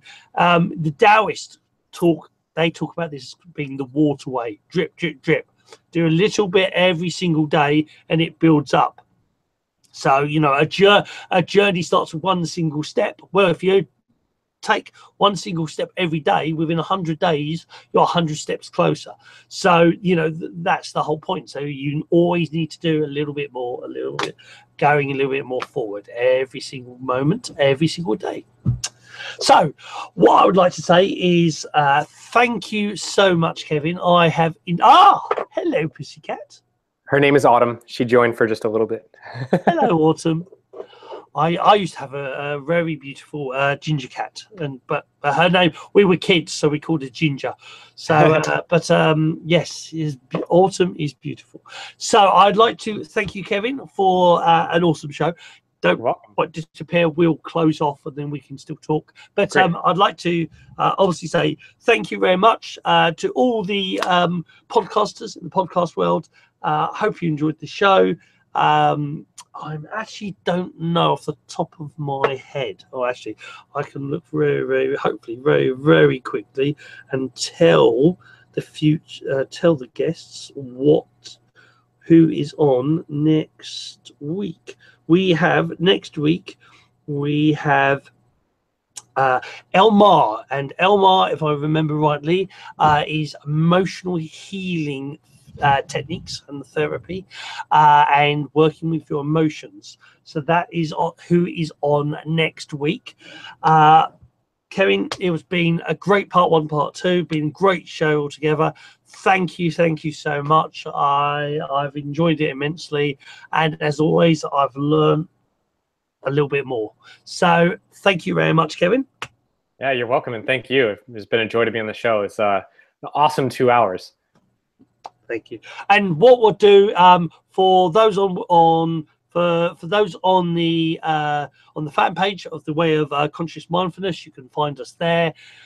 You can also find us on YouTube. Well, I assume unless you're listening to this on podcast, on YouTube, you'll find the show under Sifuboggie. And if you're wanting to look at the podcast, you'll find the podcasts on the Way Of, and they are on Podbean. All of Kevin's links I will put into the descriptions on the Facebook, on the YouTube, and on the Podbean. So if you want to get hold of Kevin, if you want to have a session with him, I'll make sure the links are there. So thank you so much, Kevin.